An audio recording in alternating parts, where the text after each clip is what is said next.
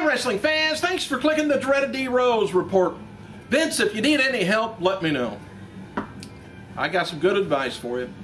Not going to give it to you free over the internet either. Hey, WWE announced Thursday's financial results for the fourth quarter ending December 31st. Revenues totaled $112.9 million compared to $122.5 million the prior quarter, the year's quarter. Operating loss was $13.1 million as compared to operating income of $14.4 million in the prior year quarter. And WWE reports revenues decreased by driven declines all across the operating segments. Revenues from North America decreased 9%, led by declines in film. I bet the stockholders cringe every time he says... Operation has been completed. Every time he says, not that, but every time he says something about movies, WWE movies. Anyway, he said decline by film, television, and WWE.com business. Revenues outside of North America decreased 5%, primarily due to the decline in licensing business. And why do you think the decline in licensing is going on? In 2011, it says we evaluated several paths for creating new programs, distributing all of our content in a way that optimizes its value, executing its strategy effectively. I'll get it here in a minute, including the potential creation of WWE Network. Has the power to transform our business, says Vince McMahon in a press release. I don't know about the transforming thing, but anyway, Thursday's SmackDown Live show featuring champion versus champion between Punk and Daniels garnered a 1.7 rating with 2,226,000 viewers. It is SmackDown's lowest rating since September 16th, 2011 show, which drew about the same amount. But if you put the two ratings together from Friday to Tuesday, not bad. Even though it's probably the same people, so you really can't add them together and get an accurate count, but it looks good. WWE.com is advertising a match between Justin Gabriel and Jinder Mahal for today's episode of WWE Superstars. Other bouts taking place going to be Riley taking on McGillicuddy, Mason Ryan taking on Tyler Rex. Unless Mason Ryan's not ready for prime time, I think they're underutilizing him big time. Independent wrestler Mike Seidel, brother of WWE superstar Evan Bourne, turns 28 today. Following her actions involving John Cena and Zack Ryder on Monday's Super Show, Eve has turned over a new leaf. She wrote to Ryder today on Twitter and says, "I miss you." I miss her too. Although WWE.com stated that Shaquille, this is weird shit here. WWE.com stated that Shaquille O'Neal will not be competing at WrestleMania 28. The 15-time NBA star appeared on ESPN Radio Mike and Mike in the morning of Wednesday, stated that he would. Amazing Red, TJ Perkins versus Michael Elgin and Roderick Strong has been announced for the March 4th Ring of Honor event, Hammerstein Ballroom, New York, New York. And Alex Kozlov, who was released by WWE earlier this month, is available for bookings and appearances through Bill Bierman. Bierman's at showbiz@AOL.com. If you want to get a hold of him, he's down in Tampa, Florida. USA Network will air a program profiling the rivalry between The Rock, John Cena, March 26th at 8 p.m. Then it's going to be re-airing on March 21st, leading up to the WrestleMania.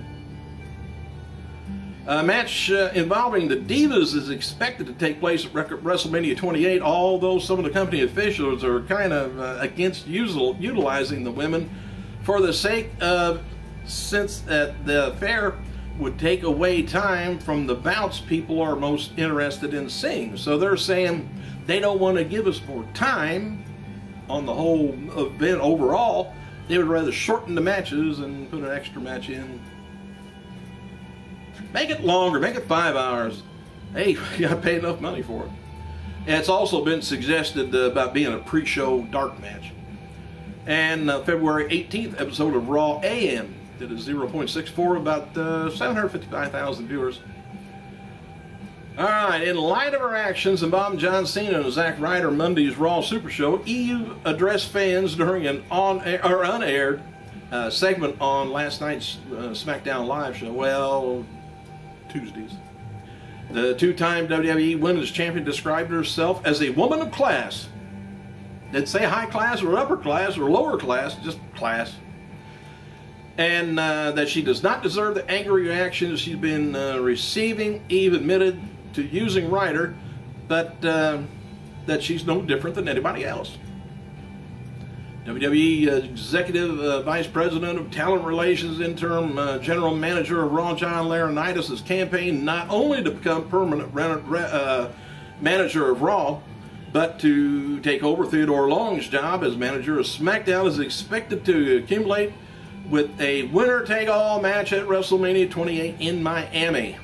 At least maybe we won't have to see Cole and Lawler going at it this time. Wrestling Observer reports that Laurinaitis' captain team of heel WWE stars will likely face off a babyface team captained by Long at a pay-per-view extravaganza in the winning captain's team, or the winning team. The captain gets to become general manager of Raw and SmackDown. There's also talk about will be replacing the Money in the Bank ladder match.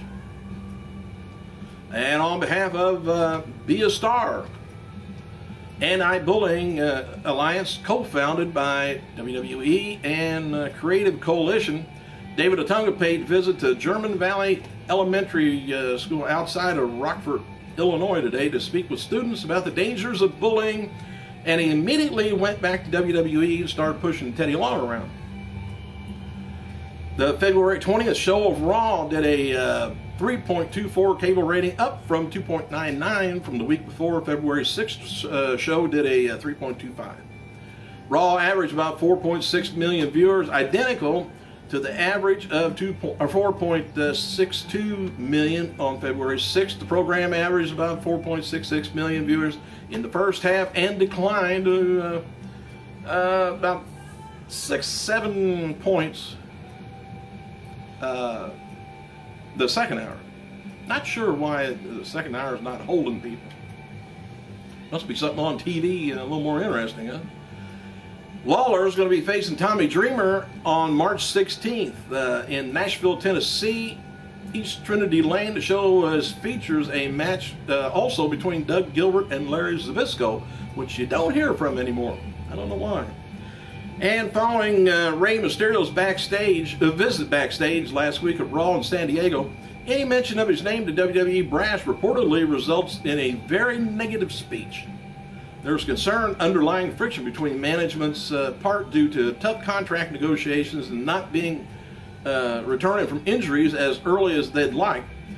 Some feel because of his small stature, he's lucky to be employed by WWE. He's not too much shorter than Daniel Bryan, actually, about 3 inches or so, 4 maybe. And what about Hornswoggle? It's also reported last week that Brodus Clay was removed from television due to Vince McMahon's unhappiness with his grappler's in-ring work. And to add further detail, WWE head believes that he's unsafe and reckless in the ring.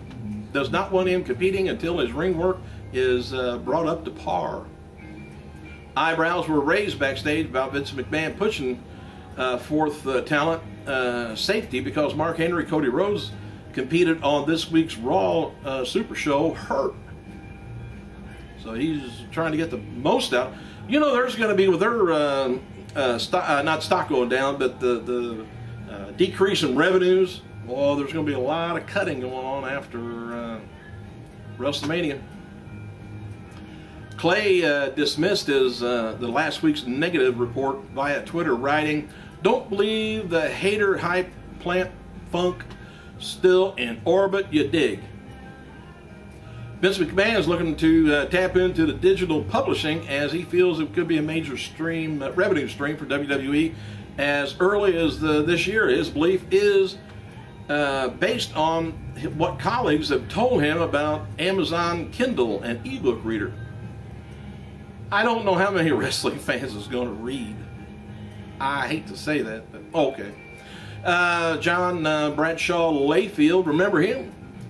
Inducting Ron Simmons into the Hall of Fame is not official, but that's a planned idea. Layfield wrote Tuesday on Facebook regarding his inducting his longtime partner. He says, as far as who's inducting Ron into the Hall of Fame, I consider one of my greatest lifetime honors if I was chosen. However, it hasn't been announced, so what do I know? All right, January 17th, 2012, WWE SmackDown taped at the Thomas Mack Center in Las Vegas, Nevada. Drew about 5,287 fans, paying about $214,000 plus. And WWE has not followed up on Karma's appearance last month from Royal Rumble. She hadn't fully recovered from giving birth yet. That was on New Year's Eve. And isn't ready for a full-time work schedule. She's competing in the Royal Rumble because creative felt she would be a good story, you know, since it wasn't expected. So if she don't hit the... No, she'll probably be back for WrestleMania, I would think. Like I said, the only other thing would be Medusa. And former WWE diva Melina and Jillian, they've been announced to appear at the Lucha Libre USA Masked Warrior Live tour late in March. The event's scheduled for March 23rd at the Reno Event Center, Reno, Nevada. March 25th, Stockton area, Stockton, California, and March 30th at HP Pavilion in San Jose, California. And former WWE talent Daivari, he was booked for February 4th at the WWFX Champion Showcase Tour in 2012 in Malaysia and the Philippines, and no return dates been announced, but the show's considered a success and they should return soon. WWE officials have talked lately about cutting and or replacing bottom level WWE superstars and developmental talent. However, moves are not expected until after WrestleMania, and that's their prime focus, which I just mentioned a little while ago. And after a apparent heel turn on Monday's Raw, Eve still scheduled to wrestle heel divas. Even Beth Phoenix at this weekend's live event in Ontario, Canada's Citizens Bank Center Arena. Anyway, with the recent announcement that WrestleMania 29 will be taking place in New Jersey MetLife Stadium, it's worth noting that WWE has still not decided on a location for the historic WrestleMania 30 event, which takes place in, of course, 2014. The bidding deadline for potential WrestleMania 30 host cities is approaching soon, so we'll find out who's bidding for that. Now, I got a feeling there's going to be quite a few people in that. All right, Hall of Famer, 2012 inductee Ron Simmons, he appeared on Busted Open radio show this weekend and said he'd love a role in one of The Rock's movies, which I would too. Simmons also worked closely with The Rock when both men were members of the Nation of Domination stable, and had to say this about The Rock's success in Hollywood. He says, as far as getting as big as he did, I didn't even think he knew he would get this big himself. And he said, I'm proud of him. The only thing I would like for him to do is offer Farouk a role in one of his movies. Let me be a stand-in. I don't even need a speech. Just offer me something, he said, laughing. Hey, thanks for clicking, you guys. I gotta go.